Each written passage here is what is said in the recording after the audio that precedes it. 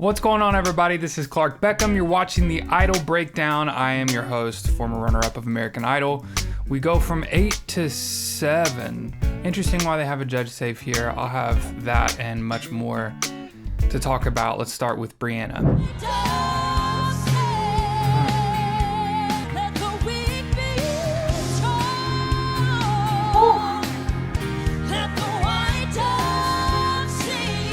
I don't know if there are many people more comfortable on stage under the Idol lights than Brianna is. At least that's what it looks like.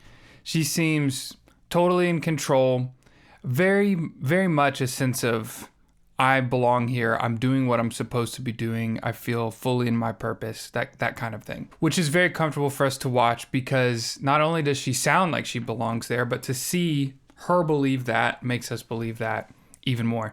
I don't want you to miss this. This is an unbelievably hard song to sing. There are many false peaks. And what I mean by that, it's like, so the verse is here, and then the chorus, let freedom ring. That feels like a peak, belting, strong note. But then you got to go higher than that. Let the white dove sing. So now we're going even higher than that. And then the next line, and the whole world know that today, oh, another high note. Day of reckoning, the weak be strong. That run there, she does really well. But what I'm saying is, you have to live up here. A lot of songs stay here and then boom, hit a peak and come back down. Boom. This one is like here and then hits a peak, boom, and it stays and does another and does another and then lives in the peaks of this high belting melody, which is why it's such a perfect song for her. And she executed it really well and had deep emotional connection from her mom. I thought when she forgot the words, I thought she was just being emotional. I thought it was like getting to her, which she could have played, but who cares? Maddie.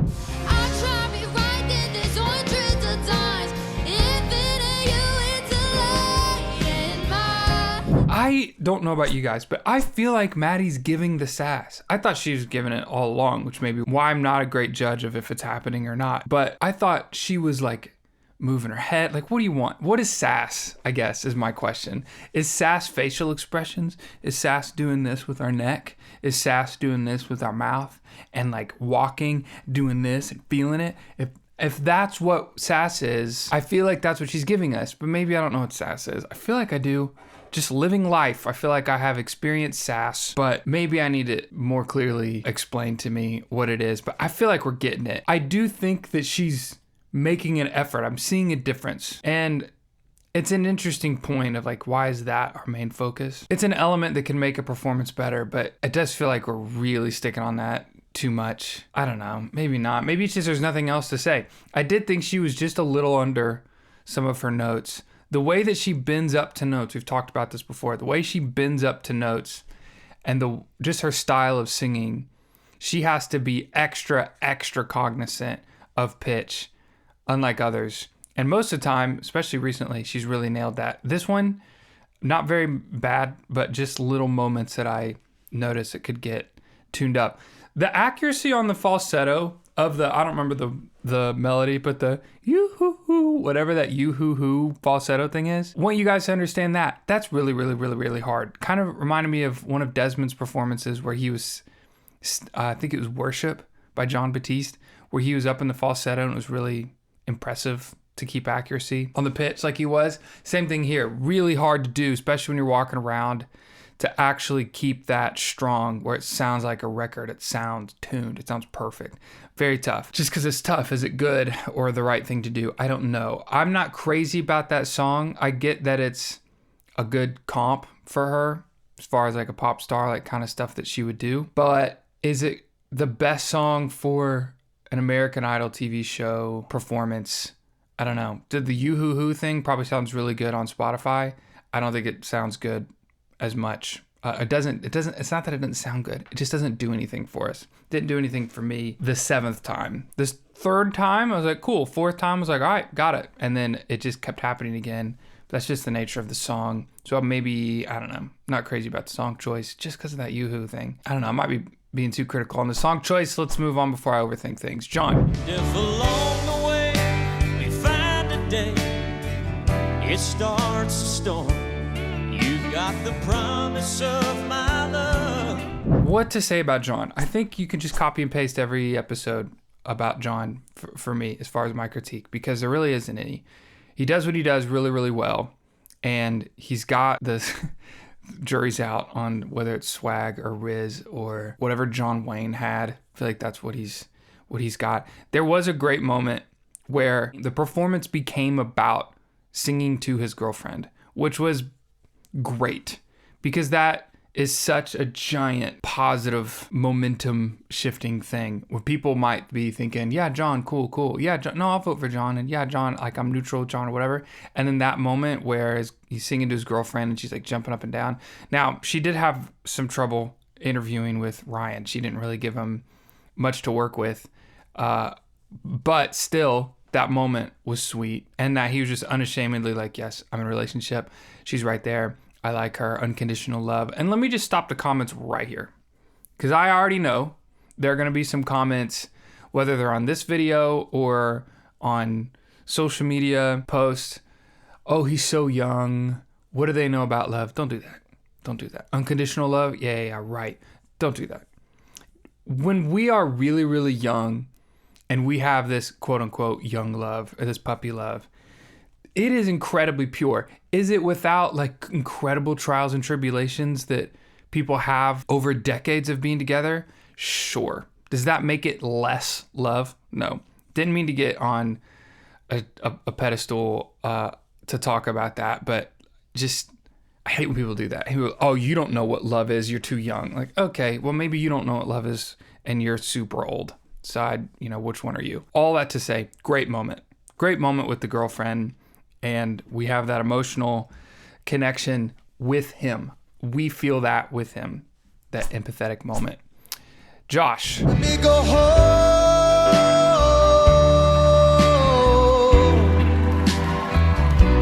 I'm justified from where you are. Oh, man. Okay, so when I was on American Idol, I wanted to sing Home. And I had a couple contestants go, you can't sing Home. Every contestant who has ever sung I Wanna Go Home does. They get voted off. Apparently, some of you American Idol historians can check me, but every time a contestant has sung that song, Let Me Go Home, America grants them their wish and they go home. They get cut every single time. Now, if I had a prediction on who's going home before the show ever started, it would be Josh, just because we know that he wasn't voted in the top 10 a couple weeks ago. He's defeated the odds over and over and over. And I'm like, all right, if I had to guess who's on the bottom, it's got to be the only person that we know was on the bottom at one time. So I don't know if it's because, I wouldn't say it's because he sang Home. I'm just saying the superstition lives on. It also didn't help for me that the performance was it was a little lackluster. It's a beautiful song, and I think because it's so beautiful, it appeals to the singer and the player, the musician that is Josh, and he just wants to sing it because it's such a great song. But what's the product that comes out? Kind of a sleepy song, unless you do some not wild stuff, but unless you do some stuff and really work to make it. That song, I don't care who does it, is a vibe, but unless it's set up well in the show, in the experience, in the environment, it can be sleepy. And we got a lot of talking instead of singing from Josh. And of course, my preference is if he would be on piano. I think it could have been a cool moment with him just on the stool. The suit looked awesome. Outfit was great. Shoes, everything was great there. But it just, another summer day has come and gone away. Like that stuff, it's not what he's saying exactly, but that way of talking a line instead of singing it. I miss you, I want to go home. Like stuff like that can be effective sometimes, but 99% of the time, 95% of the time, I'm like, just sing the song. Your tone is so good. We just want to hear that. We heard it for a little bit. And if the big moment of the song, the climax of the song is supposed to be, let me go home, that's just not enough. It's not big enough. No matter how the singer goes like this or the band hits. It's just not powerful. It's more of like a somber, sweet moment instead of a whoa moment. And I think that's the problem. I actually think the problem was the song choice, not just because of the superstition, but because of the song itself. Gabby.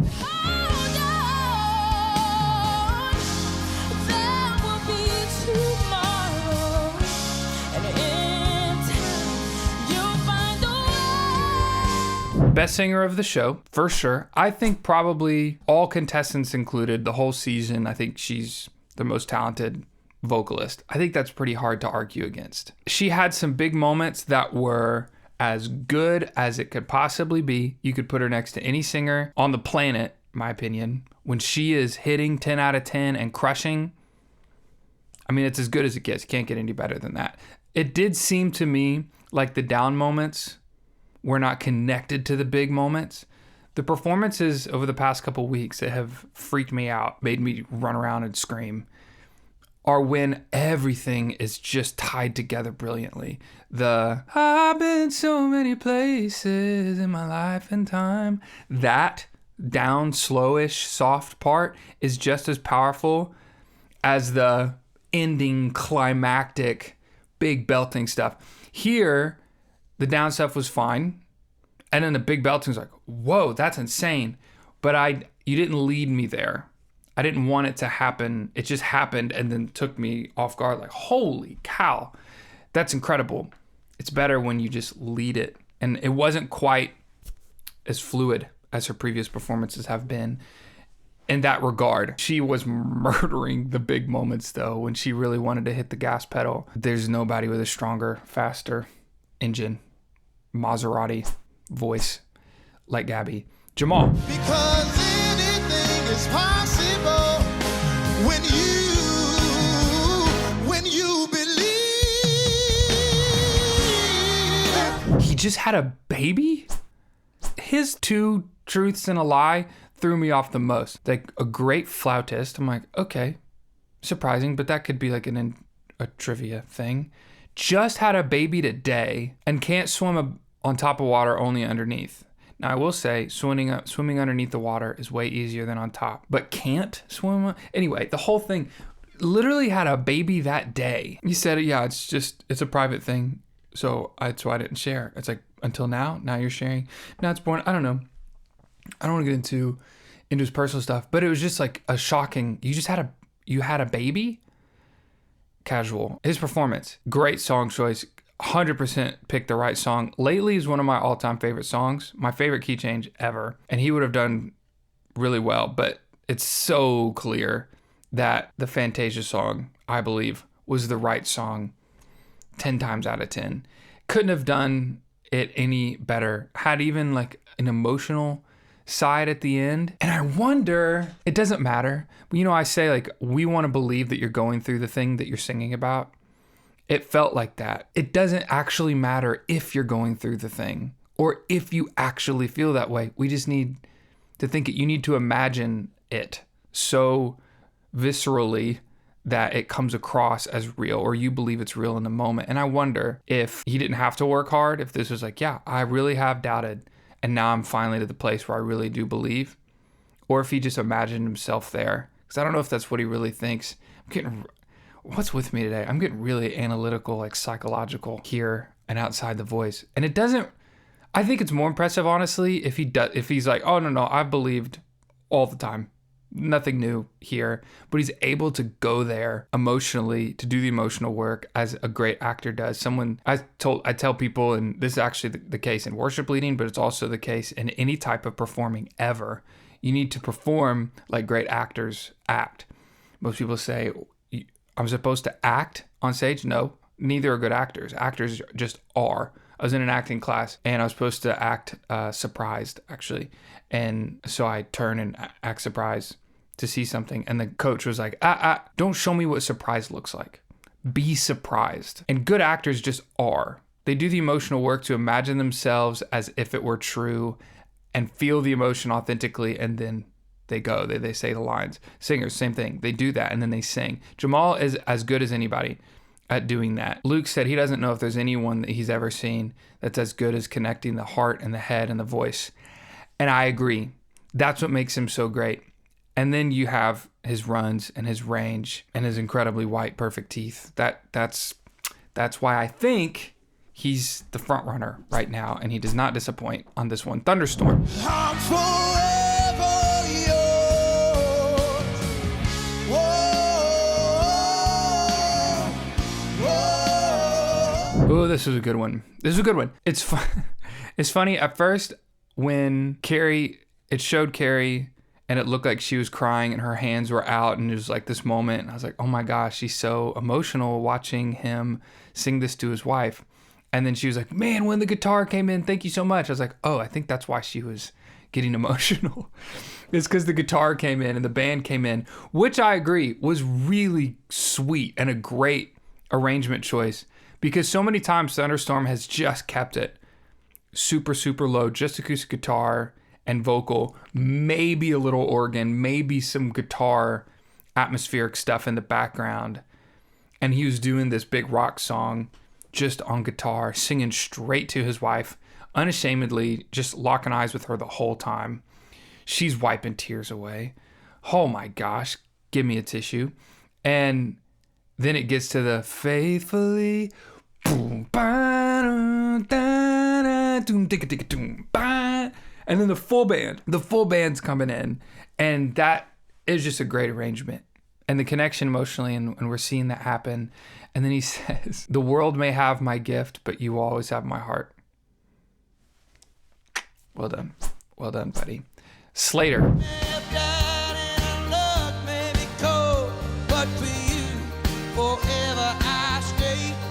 Slater ends us, gets the pimp spot, the last spot on the show, which was surprising to me just because the song didn't seem very finale of the show-esque. It was just Slater being Slater, singing a song that he's good at, chunking along.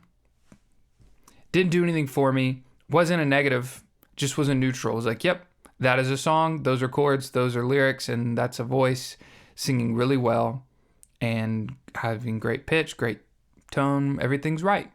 But I would just pick a different song. I'd find a song that makes us all want to fall over out of our chairs. That's what we're looking for, in my opinion. You could argue against that. They've already got auditions coming in, they say, overnight.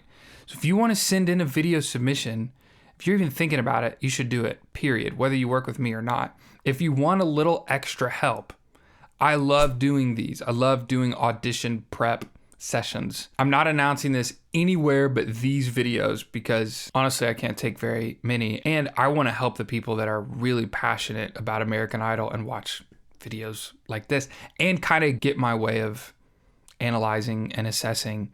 Those are the people I want to help. So if you are going to do an audition, or you know someone who's about to audition or should audition, and they want a little help in their audition, picking their song, I can help with the arrangement, give you assessment of your voice. I know producers, I know what they look for. I've even worked in auditions before. I'd love to help get this video submission locked in. The only way you can get this is if you email me at lessons@clarkbeckham.com and put in the subject line, audition coaching. Okay? The only way I'm going to see it, because my assistants otherwise are going to go, no, he doesn't take any one-on-ones right now, which is true. But for this and for you, I will make an exception. We say goodbye to Josh and we almost say goodbye to Maddie. It's interesting that they had a save. I was like, why not? First of all, if you want to just send one person home, why not just send the person who got the least amount of votes home? Second, don't you usually send like 2 people home at a time? So I don't know why they did that. I'm not exactly sure. I'm sure they have their reasons and their schedule that they're adhering to, but I was surprised that they said bye to Josh and saved Maddie. I just think Josh, although he had a weaker song choice and overall performance, I think he offers more. Obviously, I'm biased because he's my friend and student and a musician and piano player. He's more my kind of guy, but I think they see a lot in Maddie, which makes sense because the quality of her voice is just very, very, very high without her even trying, and she's improving a lot. So I get it. I think it's a win-win. I think you couldn't have gone wrong with either. But we do say goodbye to Josh. We say hang in there with Maddie. So now we know Maddie and Josh are at the bottom. Josh is gone. Maddie's on the block for the next cut. Let's see if she can pull it out. So now we have 7. So my top 7, before I tell you my top 7, I want to remind you that if you like the way I assess and kind of look at music, I've got music courses. Whether you want to be a better singer, you can look at Vocal Foundations. It just carries the things that every singer should know that I've found that most don't. These are things that will help your voice immediately. The moment you finish, I promise you're going to have a better voice, a stronger voice, or your money back. No questions asked. That's how confident I am. Also, you can look at it and you're like, I already knew this stuff, which I've literally never had anyone do. But if that's the case, again, money back, guaranteed, no questions asked. If you're not satisfied, if you don't feel like you have a stronger voice after you're done, just get your money back. Here's my top 7. Number 1, the new number 1, these two I think will go back and forth, is Jamal. Behind that is Gabby. Jamal is an expert at putting the whole thing together, and he's consistent from his audition all the way to today. So that's why it's really hard to not have him at number 1. Gabby is right behind him because she's got a vocal ability that nobody else has. Nobody. And when it all comes together, nobody can beat her. Thunderstorm, right behind her at number 3. Number 4 is Brianna. She's bringing some really strong songs.